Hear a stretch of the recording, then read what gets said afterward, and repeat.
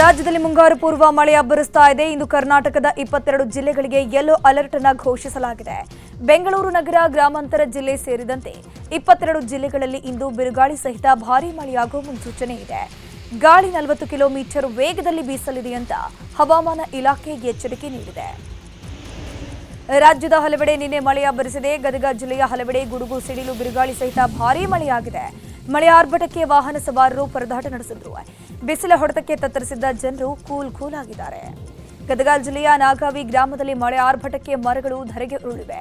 ಬೃಹತ್ ಮರ ಬಿದ್ದು ಕಾರು ಸಂಪೂರ್ಣವಾಗಿ ಜಖಂ ಆಗಿದ್ದು, ಮಳೆ ಅಬ್ಬರಕ್ಕೆ ಗ್ರಾಮಸ್ಥರು ಕಂಗಾಲಾಗಿ ಹೋಗಿದ್ದಾರೆ.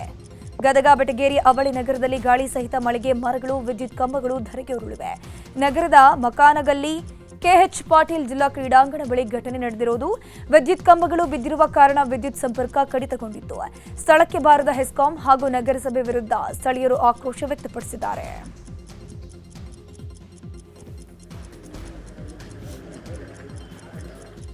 ನಮ್ಗೆ ಮಳೆ ಬಂದಾಗ ನಮ್ಮ ಓಣಿ ಸೇಫ್ ಇಲ್ಲ ಸರ್. ಮಕ್ಳು ಇರ್ತಾರೆ, ಲೇಡೀಸ್ ಅಡ್ಡಾಡ್ತಾರೆ. ಇವಾಗ ನೀವು ಈ ಸೈಡ್ ನೋಡ್ಬೋದು, ಲೆಫ್ಟ್ ಸೈಡ್ ಎಲ್ಲ ಇದೆಲ್ಲ ಮಳೆ ಬಂತಂದ್ರೆ ಅಲ್ಲೇ ನಿಲ್ಬೇಕು ನಾವು. ಪೂರ ಹಿಂಗೆ ರೌಂಡ್ ಆಗಿ ಬರ್ಬೇಕು, ಇಲ್ಲಾಂದ್ರೆ ಹೋಗೋದು ಬರೋದು ನಮ್ಗೆ ಕಷ್ಟ ಆಗುತ್ತೆ. ಅದನ್ನು ನಾವು ಆವಾಗಲಿಂತ್ರ ಎಲ್ಲರಿಗೂ ನಾವು ಇದು ಮಾಡಿದರೆ ಯಾರೂ ಬಂದು ರೆಸ್ಪಾನ್ಸಿಬಿಲಿಟಿ ತೊಗೊಂಡಿಲ್ಲ ರೀ ಸರ್. ಈ ಕಡೆ ಇಲ್ಲಿ ಒಳಗೆ ನಿಂತ್ರೆ ಇದೋ ಒಂದು ಸಣ್ಣ ದಾರಿ, ಈ ದಾರಿಯಾಗ ಈಗ ಅಡ್ಡಾಡ್ಬೇಕಂದ್ರೆ ನಮ್ಗೆ ಪ್ರಾಬ್ಲಮ್. ಬರಬೇಕಂದ್ರೆ ನಾವು ಪ್ರಾಬ್ಲಮ್ ಫೇಸ್ ಮಾಡಿ ಈ ಕಡೆ ದಾಟಿ ಬರಬೇಕು. ಮಳೆ ಬಂದ್ರೆ ಅಷ್ಟು ನಮ್ಗೆ ಪ್ರಾಬ್ಲಮ್ ಐತಿ ನೋಡ್ರಿ. ಆ ಕಡೆ ನಾವು ಹುಟ್ಟಿದಾಗ್ಲಿಂತಾನು ಒಂದು ಕಂಬನೂ ಚೇಂಜ್ ಮಾಡಿಲ್ಲ. ಇದಕ್ಕೂ ನಾವು ಅರ್ಜಿ ಕೊಟ್ಟಿವಿ.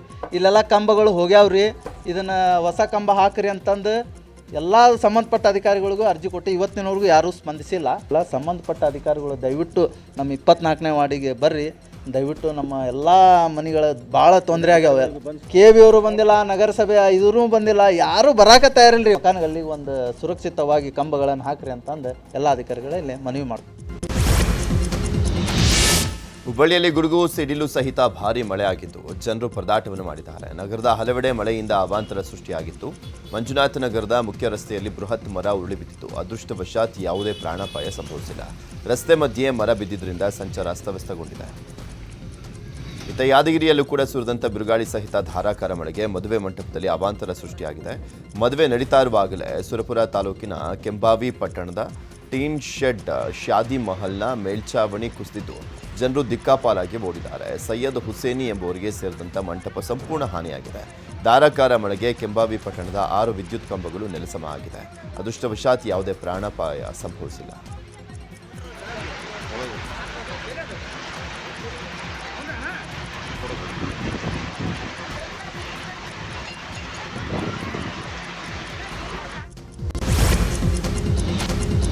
ಶಿವಮೊಗ್ಗದಲ್ಲಿ ಸುರಿದ ಧಾರಾಕಾರ ಮಳೆಯಿಂದಾಗಿ ರೈಲುಗಳ ಸಂಚಾರಕ್ಕೂ ಅಡ್ಡಿಯಾಗಿತ್ತು. ಟ್ರ್ಯಾಕ್ ಮೇಲಿನ ವಿದ್ಯುತ್ ಲೈನ್ ಮೇಲೆ ಮರ ಬಿದ್ದ ಪರಿಣಾಮ ಪ್ರಯಾಣಿಕರು ಪರದಾಟ ನಡೆಸಿದ್ರು. ಭದ್ರಾವತಿಯಿಂದ ಶಿವಮೊಗ್ಗದಿಂದ ಬೆಂಗಳೂರಿಗೆ ಹಾಗೂ ಬೆಂಗಳೂರಿನಿಂದ ಶಿವಮೊಗ್ಗಕ್ಕೆ ಬರುವ ಶತಾಬ್ದಿ ರೈಲು ಹಾಗೂ ಇಂಟರ್ಸಿಟಿ ಟ್ರೈನ್ಗಳ ಸಂಚಾರದಲ್ಲಿ ವ್ಯತ್ಯಯ ಉಂಟಾಯಿತು. ಹೀಗಾಗಿ ಕೆಲವರು ಬಸ್ನಲ್ಲಿ ತೆರಳಿದ್ರು. ಕಡೆಗೆ ಟ್ರ್ಯಾಕ್ ಮೇಲೆ ಮರ ತೆರವಿನ ನಂತರ ರೈಲು ಸಂಚಾರ ಮತ್ತೆ ಆರಂಭವಾಗಿದೆ.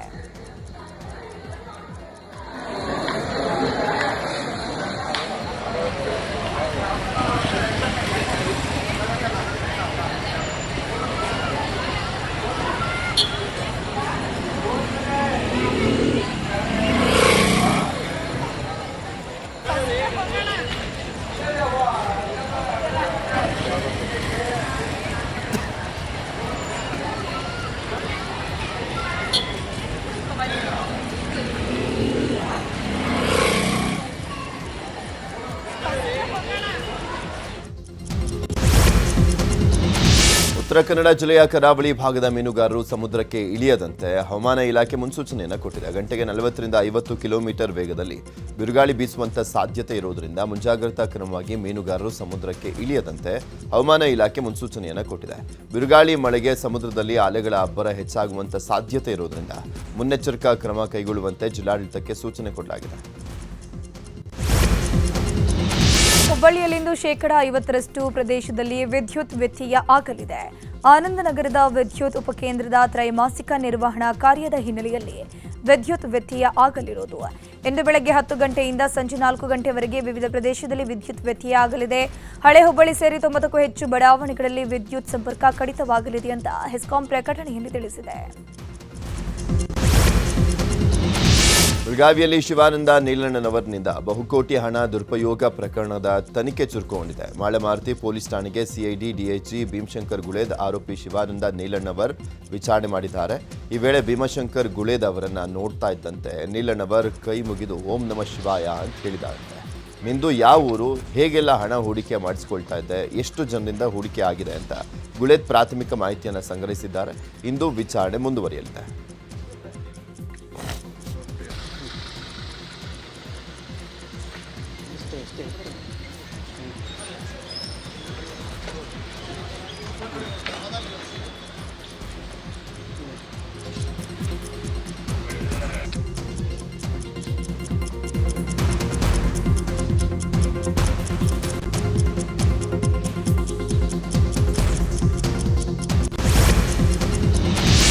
ಬೆಳಗಾವಿಯಲ್ಲಿ ಬಹುಕೋಟಿ ಹಣ ದುರುಪಯೋಗ ಪ್ರಕರಣಕ್ಕೆ ಸಂಬಂಧಪಟ್ಟಂತೆ ಕಮಿಷನರ್ ಭೂಷಣ್ ಭೊರಸೆ ಕೇಸ್ ಬಗ್ಗೆ ಮಾಹಿತಿಯನ್ನು ಕೊಟ್ಟಿದ್ದಾರೆ.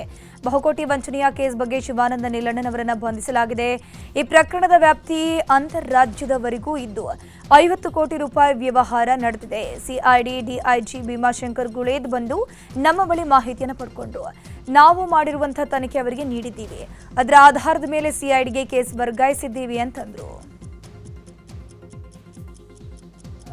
ಈ ಪ್ರಕರಣದ ವ್ಯಾಪ್ತಿ ಅಂತರ್ ಜಿಲ್ಲೆ ಇದೆ, ಅಂತರ್ ರಾಜ್ಯ ಕೂಡ ಇದೆ ಮತ್ತು ಫ್ರಾಡ್ ಅಮೌಂಟ್ 50 ಕೋಟಿಗಿಂತ ಜಾಸ್ತಿ ಇರೋದ ಕಾರಣದಿಂದ ನಾವು ಮಾನ್ಯ DG ಆ್ಯಂಡ್ IGP ಅವರಿಗೆ ಈ ಪ್ರಕರಣ CIDಗೆ ವರ್ಗಾವಣೆ ಮಾಡೋಕ್ಕೆ ಕೋರಿಕೆ ನಿನ್ನೆ ಕಳಿಸಿದ್ದೀವಿ.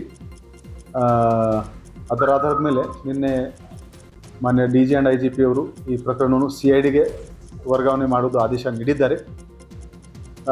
ಇವತ್ತು DIGಯಿಂದ ಅಧಿಕಾರಿಗಳು ಈ ವಿಚಾರದಲ್ಲಿ ಇಲ್ಲಿ ಬಂದಿದ್ದಾರೆ. ಈಗ ನಮ್ಮ ತನಿಖಾಧಿಕಾರಿ ಈ ಪ್ರಕರಣದ ಕಡತವನ್ನು ಎಲ್ಲ ಫಾರ್ಮ್ಯಾಲಿಟಿ ಕಂಪ್ಲೀಟ್ ಮಾಡಿಕೊಂಡು CIDಗೆ ವರ್ಗಾವಣೆ ಮಾಡ್ತಾರೆ.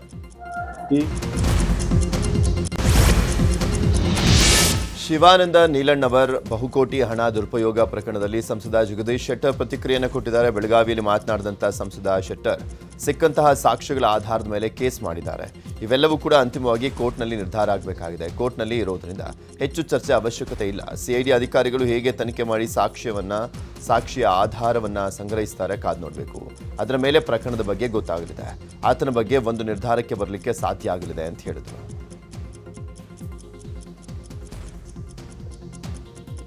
ಅಲ್ಲ ಅದು ನೋಡಬೇಕು. ಯಾಕಂದರೆ law will take its own course. ಈಗ ಅವ್ರಿಗೆ ಸಿಕ್ಕಂಥ ಸಾಕ್ಷಿ ಮತ್ತೊಂದು ಮಾಹಿತಿ ಮೇಲೆ ಅವರು ಅದೆಲ್ಲ ಕೇಸ್ ಹಾಕುವಂಥದ್ದು ಎಲ್ಲ ಮಾಡಿದ್ದಾರೆ. ಮತ್ತು ಇವೆಲ್ಲ ಕೊನೆಗೆ ಕೋರ್ಟಲ್ಲಿ ನಿರ್ಧಾರ ಆಗಬೇಕಾಗ್ತದೆ. ಆ ಹಿನ್ನೆಲೆಯಲ್ಲಿ ಇವತ್ತು ಏನು ಮುಂದಿನ ಸರ್ಕಾರ ಏನು ಕ್ರಮ ಕೈಗೊಳ್ತದೆ ಇದು ನೋಡಿಕೊಂಡು ಅದ್ರ ಬಗ್ಗೆ ನಾವು ಚರ್ಚೆ ಮಾಡೋದು ಸರಿ ಅಂತ ನಾನು. ಮತ್ತು ಈ ಕೋರ್ಟಲ್ಲಿ ಇರೋದ್ರಿಂದ ನಾವು ಹೆಚ್ಚು ಅದಕ್ಕೆ ಚರ್ಚೆ ಮಾಡಲಾರ್ದೇ ಇವತ್ತು DC ಆಗಲಿ ಪೊಲೀಸ್ ಕಮಿಷನ್ ಆಗಲಿ ಉಳಿದವ್ರು ಏನು ಕ್ರಮ ಕೈಗೊಂಡಿದ್ದಾರೆ. ಮುಂದೆ CIDಗೆ ಏನೊಂದು ಅದು ಟ್ರಾನ್ಸ್ಫರ್ ಆಗ್ತದೆ. ಆದಮೇಲೆ ಅವ್ರೇನು ಸಾಕ್ಷಿಗಳನ್ನು ಕಲೆ ಹಾಕ್ತಾರೆ, ಸಾರ್ವಜನಿಕ ಅಭಿಪ್ರಾಯ ತಗೊಳ್ತಾರೆ. ಅದ್ರ ಮೇಲೆ ಮುಂದೆ ಆತನ ಬಗ್ಗೆ ಒಂದು ನಿರ್ಧಾರಕ್ಕೆ ಬರಲಿಕ್ಕೆ ಸಾಧ್ಯ. ಅಲ್ಲ ಅದು ನೋಡಬೇಕು. ಯಾಕಂದರೆ law will take its own.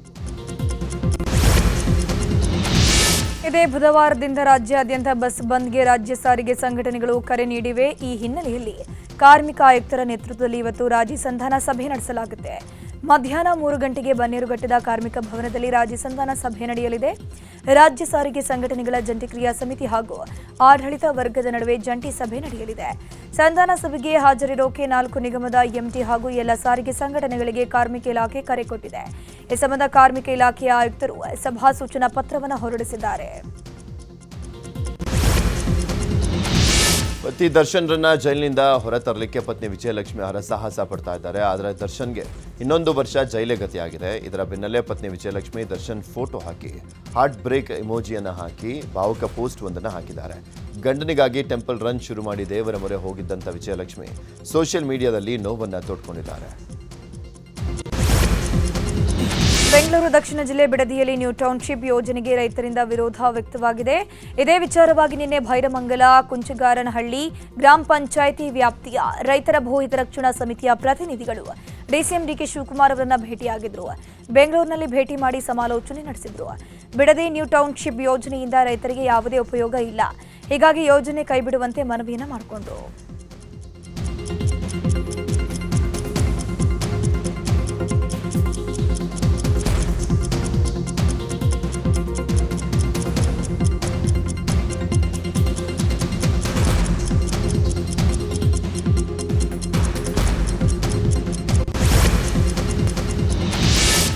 Petrol diesel ಮಿತ ಬಳಕೆ 1 ವರ್ಷ ಚಿನ್ನ ಖರೀದಿ ಬೇಡ ಎಂಬ ಮೋದಿ ಹೇಳಿಕೆಯನ್ನು ಟೀಕಿಸ್ತಾ ಇರುವಂಥ ಕಾಂಗ್ರೆಸ್ ವಿರುದ್ಧ ಮಾಜಿ ಸಚಿವ ಶ್ರೀರಾಮುಲು ವಾಗ್ದಾಳಿ ಮಾಡಿದ್ದಾರೆ. ಪ್ರಧಾನಿ ಮೋದಿ ಹೇಳಿದಂತೆ ನಡೆದುಕೊಳ್ತಾ ಇದ್ದಾರೆ. ಮೋದಿ Z+ ಸೆಕ್ಯೂರಿಟಿ ತೆಗೆದು ಒಂದು ವಾಹನ ಮಾತ್ರ ಇಟ್ಕೊಂಡಿದ್ದಾರೆ. ಸಿಎಂ DCM ರಾಹುಲ್ ಗಾಂಧಿ ಏನು ಪಾಲನೆ ಮಾಡ್ತಾ ಇದ್ದೀರಿ ಹೇಳಿ ಅಂತ ಶ್ರೀರಾಮುಲು ಪ್ರಶ್ನೆ ಮಾಡಿದ್ದಾರೆ. ಕಾಂಗ್ರೆಸ್ಸಿಗರದ್ದು ನಾಟಕ ಮಾಡಿ ರಾಜ್ಯ ಆಳಬೇಕು ಅನ್ನುವಂಥ ಮನೋಭಾವ. ಎಲ್ಲರ ಬಗ್ಗೆ ಟೀಕೆ ಮಾಡ್ತಾರೆ. ದೇಶ ಮುಖ್ಯ, ಕಾಂಗ್ರೆಸ್ಗೆ ಗಾಂಧಿ ಕುಟುಂಬ ಮುಖ್ಯ ಅಷ್ಟೇ ಅಂತ ಕಿಡಿಕಾರದ್ರು. ನಾನೊಬ್ಬ ಸೈಕಲ್ ಹತ್ತೋದ್ರಿಂದ ಸೈಕಲ್ ರಾಮ್ಲೋರು ಎಷ್ಟು ಉಳಿಸ್ತಾರೆ ಅನ್ನೋದಕ್ಕಿಂತ ಯಾರೋ ಒಬ್ಬ ಲೀಡ್ರು ಒಬ್ಬ ಸೈಕಲ್ ಹತ್ತಿದ್ರೆ, ಒಬ್ಬ ಲೀಡ್ರ್ ನಡ್ಕೊಂಬಂದ್ರೆ, ಯಾರೋ ಒಬ್ಬ ಜಡ್ಜ್ ಅಪ್ಪ ಯಾವ ರಾಜ್ಯದಲ್ಲೂ ಗೊತ್ತಿಲ್ಲ, ಒಬ್ಬ ಜಡ್ಜ್ ಸೈಕಲಾಗಿ ಹೋಗ್ತಿದ್ದ. ಅದನ್ನ ನೋಡಿ 10 ಮಂದಿ ಹೋಗ್ಬೇಕಂದ್ರೆ ಆದಷ್ಟು ಸೇವಿಂಗ್ಸ್ ಮಾಡ್ಬೇಕನ್ನೋ ಪ್ರಯತ್ನ ಆಗಲಿ. ಶಿವಮೊಗ್ಗ ಜಿಲ್ಲೆಯಲ್ಲಿ ಅಕ್ರಮವಾಗಿ ಸಂಗ್ರಹಿಸಿಟ್ಟಿದ್ದಂತಹ ಜಿಲೆಟಿನ್ ಕಡ್ಡಿ ಹಾಗೂ ಅಮೋನಿಯಂ ನೈಟ್ರೇಟ್ ಪತ್ತೆಯಾಗಿದೆ. ಕಲ್ಲು ಗಣಿಗಾರಿಕೆ ನಡೆಸೋಕೆ ಸೊರಬ ತಾಲೂಕಿನ ಬಸ್ತಿಕೊಪ್ಪದಲ್ಲಿ 100ಕ್ಕೂ ಹೆಚ್ಚು ಜಿಲೆಟಿನ್ ಕಡ್ಡಿ ಮತ್ತು ಅಮೋನಿಯಂ ನೈಟ್ರೇಟ್ ಸಂಗ್ರಹ ಮಾಡಿಡಲಾಗಿತ್ತು. ಖಚಿತ ಮಾಹಿತಿ ಮೇರೆಗೆ ಪೊಲೀಸರು ಹಾಗೂ ಗಣಿ ಮತ್ತು ಭೂವಿಜ್ಞಾನ ಇಲಾಖಾಧಿಕಾರಿಗಳು ದಾಳಿ ಮಾಡಿ ಪತ್ತೆ ಹಚ್ಚಿದ್ದಾರೆ. ಸ್ಥಳಕ್ಕೆ ಬಂದ ಬಾಂಬ್ ನಿಷ್ಕ್ರಿಯ ದಳ ಜಿಲೆಟಿನ್ ಕಡ್ಡಿಗಳನ್ನು ನಿಷ್ಕ್ರಿಯಗೊಳಿಸಿದೆ. ಗಣಪತಿ ನಾಯ್ಕ್ ಆ್ಯಂಡ್ ಕಂಪನಿಗೆ ಸೇರಿದ ಕಲ್ಲು ಗಣಿಗಾರಿಕೆಯಲ್ಲಿ ಸ್ಫೋಟಕ ಇದನ್ನು ಸಂಗ್ರಹಿಸಲಾಗಿತ್ತು. ಘಟನೆ ಸಂಬಂಧ ಸೊರಬ ಪೊಲೀಸ್ ಠಾಣೆಯಲ್ಲಿ ಪ್ರಕರಣ ಕೂಡ ದಾಖಲಾಗಿದೆ.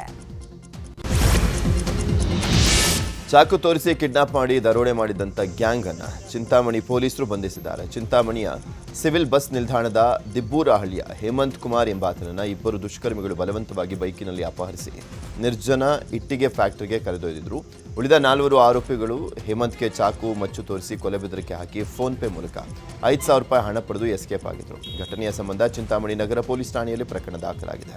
ಸದ್ಯ ಕರಿಯಪಲ್ಲಿಯ ಬನ್ನಿ ಮತ್ತು ವಿಶ್ವನಾಥ್ ಎಂಬುವರನ್ನು ಬಂಧಿಸಿ ತನಿಖೆ ಚುರುಕುಗೊಳಿಸಲಾಗಿದೆ. ಮನೆಗಳ್ಳತನ ಮಾಡ್ತಿದ್ದ 4 ಅಂತರ್ ಜಿಲ್ಲಾ ಕಳ್ಳರನ್ನ ಚಿತ್ರದುರ್ಗದ ಪೊಲೀಸರು ಅರೆಸ್ಟ್ ಮಾಡಿದ್ದಾರೆ. ಜಿಲ್ಲೆಯ ಹೊಸದುರ್ಗ ಪಟ್ಟಣದಲ್ಲಿ ಶಂಭುಲಿಂಗಪ್ಪ ಅನ್ನೋರ ಮನೆಯಲ್ಲಿ ಕಳ್ಳತನ ಆಗಿತ್ತು. ಈ ಸಂಬಂಧ ದೂರು ಬಂದ ಹಿನ್ನೆಲೆ ಕಳ್ಳರಿಗಾಗಿ ಹೊಸದುರ್ಗ PI ರಮೇಶ್ ನೇತೃತ್ವದಲ್ಲಿ ತನಿಖೆ ನಡೆಸಲಾಗ್ತಾ ಇತ್ತು. ಸದ್ಯ 4 ಕಳ್ಳರಾದ ಹುಸೇನ್, ಪುರುಷೋತ್ತಮ್ ನಾಯ್ಕ್, ಪ್ರವೀಣ್, ದಿಲೀಪ್ನನ್ನ ಬಂಧಿಸಿದ್ದು ವಿಚಾರಣೆಯನ್ನು ಮುಂದುವರೆಸಿದ್ದಾರೆ. ಅಕ್ರಮ ಶಸ್ತ್ರಾಸ್ತ್ರಗಳ ಜೊತೆಗೆ ವನ್ಯ ಪ್ರಾಣಿಗಳನ್ನು ಬೇಟೆಯಾಡಲಿಕ್ಕೆ ಯತ್ನಿಸ್ತಾ ಇದ್ದಂಥ 3 ಬಂಧನ ಮಾಡಲಾಗಿದೆ. ಚಾಮರಾಜನಗರದ ಗುಂಡ್ಲುಪೇಟೆ ತಾಲೂಕಿನ ಸೋಮಹಳ್ಳಿ ಕೆರೆ ಬಳಿ ಬೇಟೆಗೆ ಯತ್ನಿಸ್ತಾ ಇದ್ದಂಥ ಸಂತೋಷ್ ಕುಮಾರ್, ಕೃಷ್ಣ, ಗೋಪಾಲ್ ಶೆಟ್ಟಿ ಎಂಬುವರನ್ನು ಬಂಧನ ಮಾಡಲಾಗಿದೆ. ಬಂಧಿತರಿಂದ 1 ನಾಡಬಂದೂಕು, ಗನ್ ಪೌಡರ್ ಹಾಗೂ 255 ಬೇರಿಂಗ್ ಗುಂಡುಗಳನ್ನು ವಶಕ್ಕೆ ಪಡಿಸಿಕೊಳ್ಳಲಾಗಿದೆ. ಕೋಲಾರದ ಶ್ರೀನಿವಾಸಪುರ ತಾಲೂಕಿನಲ್ಲಿ ಕಳೆದ 3 ವರ್ಷಗಳಿಂದ ರಸ್ತೆ ಕಾಮಗಾರಿ ಕುಂಟುತ್ತಾನೆ ಸಾಗುತ್ತಿದ್ದು ಗ್ರಾಮಸ್ಥರು ಪರದಾಟ ನಡೆಸುತ್ತಿದ್ದಾರೆ. ಮರಸನಪಲ್ಲಿ ಹಾಗೂ ಬೂಶಿಪಲ್ಲಿ ಗ್ರಾಮಗಳ ಮಧ್ಯೆ 80 ಲಕ್ಷ ವೆಚ್ಚದ ರಸ್ತೆ ಕಾಮಗಾರಿ ನಡೆದಿದೆ. ಇನ್ನು ಕಾಮಗಾರಿ ಮುಗ್ದಿಲ್ಲ ಅಂತ ಗ್ರಾಮಸ್ಥರು ಆಕ್ರೋಶ ಹೊರಹಾಕಿದ್ದಾರೆ. 2 ಕಿಲೋಮೀಟರ್ ಉದ್ದದ ರಸ್ತೆ ಕಾಮಗಾರಿ ಪ್ರಾರಂಭವಾಗಿ ಚರಂಡಿ ನಿರ್ಮಾಣಕ್ಕೆ ಮಣ್ಣು ತೆಗೆದು ಹಾಗೇ ಬಿಡಲಾಗಿದೆ. ಕಾಮಗಾರಿ ಅರ್ಧಕ್ಕೆ ಬಿಟ್ಟಿರುವ ಪರಿಣಾಮ ವಾಹನ ಸವಾರರು ನಿತ್ಯ ಪರದಾಡುವಂತಾಗಿದೆ. ರಸ್ತೆ ಕಾಮಗಾರಿ ಶೀಘ್ರವೇ ಪೂರ್ಣ ಮಾಡುವಂತೆ ಗ್ರಾಮಸ್ಥರು ಒತ್ತಾಯವನ್ನು ಮಾಡಿದ್ದಾರೆ.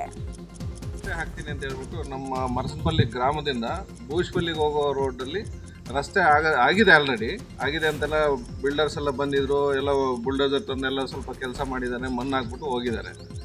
ಸೊ ರೋಡ್ ಎಲ್ಲರೂ ತರಿಸಿದ್ರು, ಐಟಮ್ಸ್ ಎಲ್ಲ ತರಿಸಿದ್ರು. ಇನ್ನೇನು ತಾರು ಹಾಕ್ತಾರೆ ಅನ್ನೋಷ್ಟೊಳಗಡೆ, ಜಲ್ಲಿ ಹಾಕ್ತಾರೆ ಅನ್ನೋಷ್ಟೊಳಗಡೆ ಎಲ್ಲ ಗಾಡಿಗಳು ಮಾಯ ಆಗ್ಬಿಟ್ವು. ಸೊ ನಾವೇನೋ ಬೇರೆ ಎಲ್ಲರೂ ಕೆಲಸ ಮಾಡ್ತಾ ಇರ್ತಾರೆ, ಇನ್ನೊಂದು ಸ್ವಲ್ಪ ದಿನ ಬಿಟ್ಟು ಮಾಡ್ತಾರೆ ಅಂತ ಹೇಳ್ಬಿಟ್ಟು ನಾವು ಎಲ್ಲ ಕಾಯ್ಕೊಂಡಿದ್ವಿ. ಈಗ 1 ವರ್ಷದ ಮೇಲಾಗಿದೆ, ಇದುವರೆಗೂ ಮತ್ತೆ ಇವ್ರು ಯಾರು ಈ ಕಡೆ ಸುಳ್ಳಿಲಿಲ್ಲ. ಆಮೇಲೆ ಹೀಗೆ ಗದಗ ಬೆಟ್ಟಗೇರಿ ನಗರದಲ್ಲಿ ಅಲಂಕಾರಿಕ ಬೀದಿ ದೀಪಗಳು ಹಾಳಾಗಿದ್ದಾವೆ. ಲಕ್ಷಾಂತರ ರೂಪಾಯಿ ವೆಚ್ಚದಲ್ಲಿ ಕಲರ್ಫುಲ್ ಲೈಟ್ಗಳನ್ನು ಅಳವಡಿಸಲಾಗಿತ್ತು. ಆದರೆ ಪ್ರಮುಖ ಸರ್ಕಲ್ಗಳಲ್ಲಿ ದೀಪದ ಕಂಬಗಳು ತುಕ್ಕು ಹಿಡಿದು ಮುರಿದು ಬಿದ್ದಿದೆ. ಇದರಿಂದ ಪ್ರವಾಸೋದ್ಯಮಕ್ಕೂ ಧಕ್ಕೆ ಉಂಟಾಗಿದೆ ಅಂತ ನಗರಸಭೆ ನಿರ್ಲಕ್ಷ್ಯಕ್ಕೆ ಸಾರ್ವಜನಿಕರು ಆಕ್ರೋಶ ಹೊರಹಾಕಿದ್ದಾರೆ. ತಕ್ಷಣ ದುರಸ್ತಿ ಕಾರ್ಯ ಕೈಗೊಳ್ಳುವಂತೆ ಒತ್ತಾಯವನ್ನು ಮಾಡಿದ್ದಾರೆ. ಗದಗ ಬೆಟ್ಟಗೇರಿ ಒಳಗೆ ಸೌಂದರ್ಯೀಕರಣ ಸಲುವಾಗಿ ಕೋಟ್ಯಾನುಗಟ್ಟಲೆ ರೊಕ್ಕ ಖರ್ಚು ಮಾಡಿ ಅಲಂಕಾರಿಕ ದೀಪಗಳನ್ನು ಊರು ತುಂಬ ಮೇನ್ ರಸ್ತೆದಾಗ ಎಲ್ಲ ಅಳವಡಿಸಿದ್ರು. ಈಗ ಅವು ಅದ್ರಾಗ ಅರ್ಧ ಹತ್ತಂಗಿಲ್ಲ, ಒಂದು ಅರ್ಧ ಬಿದ್ದು ಹೋಗ್ಯಾವ, ಅರ್ಧ ಜಂಗ್ ಹಿಡ್ದಾವೆ. ಅವು ಯಾವ ನಿರ್ವಹಣೆ ಇಲ್ಲಾರ್ದ ಅವು ಎಷ್ಟು ಅಸಹ್ಯ ಕಾಣ್ತಾವೆ ಅಂತಂದ್ರೆ ಊರಾಗ ಯಾರು ಹೊರಗಿನವ್ರು ಬಂದ್ರೆ ಇದು ಏನಂತ ಕೇಳುವಂಥ ಪರಿಸ್ಥಿತಿ ಇವತ್ತು ನಮ್ಮ ಊರಾಗ ನಿರ್ಮಾಣ ಆಗೈತಿ. ಏನು ಪ್ರವಾಸೋದ್ಯಮಕ್ಕೆ ನಮ್ಮ ಪ್ರವಾಸೋದ್ಯಮ ಸಚಿವರು ಅದಾರ HK ಪಾಟೀಲ್ರು, ಅದಕ್ಕೆ ಉತ್ತೇಜನ ಕೊಡಬೇಕಂತ ಹೇಳಿ ಇವರು ಖರ್ಚು ಮಾಡ್ತಾರೆ. ಎಲೆಕ್ಟೆಡ್ ಬಾಡಿ ಇತ್ತು, ಅದು ವಜಾ ಆಗೈತಿ. ಇಲ್ಲಿ ಅಧಿಕಾರಿಗಳು ಏನು ಮಾಡ್ತಾರೆ ಅದಕ್ಕೆ ಮತ್ತು ಅವ್ರಿಗೆ ಮೈಸೂರಿನಲ್ಲಿ ಅಸ್ವಚ್ಛತೆ ತಾಂಡವವಾಡ್ತಾ ಇದೆ. ಹೆಸರಿಗಷ್ಟೇ ಸ್ವಚ್ಛ ನಗರಿಯಾಗಿದ್ದು ಮೈಸೂರು ನಗರದ ಒಳಗಡೆ ಗಬ್ಬೆದ್ದು ನಾಡ್ತಿದೆ. ಶ್ರೀರಾಂಪುರ ಮಾನಂದವಾಡಿ ರಸ್ತೆಯಲ್ಲಿರುವಂತಹ ರಾಜಕಾಲುವೆ ಕಸಕಡ್ಡಿ ಕೊಳಚೆಯಿಂದ ತುಂಬಿ ಹೋಗಿದೆ. ಜೋರಾಗಿ ಗಾಳಿ ಬೀಸಿದ್ರೆ ಸುತ್ತಮುತ್ತಲ ನಿವಾಸಿಗಳು ಉಸಿರಾಡುವುದಕ್ಕೂ ಆಗದೆ ಮೂಗು ಮುಚ್ಚಿಕೊಂಡು ಓಡಾಡೋ ಪರಿಸ್ಥಿತಿಯಲ್ಲಿ ನಿರ್ಮಾಣವಾಗಿದೆ. ನಂಜನಗೂಡು ರೋಡ್ ಆರಂಭಿಸಿ ದಳವಾಯಿ ಕೆರೆ ಅಂತ ಅಲ್ಲಿಗೂ ಅಟ್ಯಾಚ್ ಆಗುತ್ತೆ. ಇಲ್ಲ ಅದು ಒಂದು 10-12 ಕಿಲೋಮೀಟ್ರ್ ಮಾರ್ಗ ಇದು. ಈ 12 ಕಿಲೋಮೀಟ್ರ್ ಮಾರ್ಗದಲ್ಲಿ ಏನಾಗಿದೆ, ಮಧ್ಯ ಎಲ್ಲ ಕಚ್ಚಗಳು ಬರ್ಕೊಂಡಿದೆ, ಸತ್ಯಪತ್ಯಗಳು ಬರ್ಕೊಂಡಿದೆ, ಆಮೇಲೆ ಗಲೀಜು ನೀರೆಲ್ಲ ಬರ್ತಾ ಇದೆ. ಇದು ಆ್ಯಕ್ಚುಲಿ ಮಾಡಬೇಕಾಗಿರೋದು ನಾವು ಮಳೆ ನೀರಿಗೋಸ್ಕರ ಅಂತ ಮಾಡಿರೋದು. ಇಲ್ಲಿ ಡ್ರೈನೇಜ್ ನೀರು ಮಿಕ್ಸ್ ಆಗಿ ಹೋಗ್ತಾ ಇದೆ. ಕೆಲವು ಬಡಾವಣೆಗಳೆಲ್ಲ ಇದೆ. ಆ ಬಡಾವಣೆಗಳೆಲ್ಲ ಪಾಪ ಭಾಳ ಹಿಂಸೆ ಅವ್ರಿಗೆ. ಗಬ್ಬು ರಾತ್ರಿ ಹೊತ್ತಾದರೆ ಮನೇಲಿ ಮಲ್ಕೊಳ್ಳೋಕ್ಕಾಗಲ್ಲ. ಈಗ ಮಳೆಗಾಲ ಬಂದ್ಬಿಟ್ರಂತೂ ಅವ್ರಿಗೆ ಇನ್ನೂ ಗಬ್ಬು ಎದ್ದು ಹೋಗುತ್ತೆ. ಮೋರಿ ತುಂಬ ನೀರು ತುಂಬಿ ಕೆಟ್ಟ ಸ್ಮೆಲ್ಲು, ಆಮೇಲೆ ಮಳೆ ಬಂದ ತಕ್ಷಣ ಮಲೇರಿಯಾ ಗಿಲೇರಿಯಾ ಡೆಂಗ್ಯೂ ಎಲ್ಲ ಬರ್ತದೆ. ಇಂಥೆಲ್ಲ ಇರೋದ್ರಿಂದ ವಿಜಯಪುರ ನಗರದ ಬಾಗಲಕೋಟೆ ರಸ್ತೆಯಲ್ಲಿ ನೂತನವಾಗಿ ನಿರ್ಮಿಸಿರುವಂತಹ ಹೆಸ್ಕಾಂ ವಿಭಾಗೀಯ ಕಚೇರಿಯನ್ನು ಉದ್ಘಾಟನೆ ಮಾಡಲಾಗಿದೆ. ಜಿಲ್ಲಾ ಉಸ್ತುವಾರಿ ಸಚಿವ ಎಂಬಿ ಪಾಟೀಲ್, ಶಾಸಕ ಬಸನಗೌಡ ಪಾಟೀಲ್ ಯತ್ನಾಳ್, ನಾಗಠಾಣ ಶಾಸಕ ವಿಠಲ ಕಟಕದೊಂಡ ಉದ್ಘಾಟನೆ ಮಾಡಿದರು. ಈ ವೇಳೆ ಮಾತನಾಡಿದಂತಹ ಸಚಿವ ಎಂಬಿ ಪಾಟೀಲ್, ನಮ್ಮ ಸರ್ಕಾರ ನೀರಾವರಿಯಷ್ಟೇ ವಿದ್ಯುತ್ತಿಗೂ ಕೂಡ ಪ್ರಾಮುಖ್ಯತೆ ಕೊಟ್ಟಿದೆ. ಇಂಧನ ಕ್ರಾಂತಿ ಮೂಲಕ ಆಮೂಲಾಗ್ರ ಬದಲಾವಣೆ ಮಾಡಿ ಅಭಿವೃದ್ಧಿ ಕಾರ್ಯಗಳನ್ನು ಕೈಗೊಳ್ಳಲಾಗ್ತಾ ಇದೆ ಅಂತ ಹೇಳಿದರು. ನೀಟ್ ಪರೀಕ್ಷೆಯಲ್ಲಿ ಅಕ್ರಮ ಖಂಡಿಸಿ ಕೇಂದ್ರ ಸರ್ಕಾರದ ವಿರುದ್ಧ ಮೈಸೂರಲ್ಲಿ ಕಾಂಗ್ರೆಸ್ನ ಕಾರ್ಯಕರ್ತರು ಪ್ರತಿಭಟನೆ ಮಾಡಿದ್ದಾರೆ. ಅಶೋಕಪುರಂನ ರೈಲ್ವೆ ನಿಲ್ದಾಣ ಬಳಿ ರೈಲು ತಡೆಗೆ ಕಾಂಗ್ರೆಸ್ ಕಾರ್ಯಕರ್ತರು ಯತ್ನಿಸಿದರು. ಕೇಂದ್ರ ಸರ್ಕಾರದ ವಿರುದ್ಧ ಘೋಷಣೆ ಕೂಗಿ ಆಕ್ರೋಶ ವ್ಯಕ್ತಪಡಿಸಿದರು. ರೈಲು ತಡೆಯನ್ನ ಪ್ರಯತ್ನಿಸಿದವರನ್ನ ಪೊಲೀಸರು ವಶಕ್ಕೆ ಪಡೆದು ಬಳಿಕ ಬಿಡುಗಡೆ ಮಾಡಿದರು. ಮಾಜಿ ಶಾಸಕ ಎಂಕೆ ಸೋಮಶೇಖರ್ ನೇತೃತ್ವದಲ್ಲಿ ಪ್ರತಿಭಟನೆ ನಡೆಯಿತು.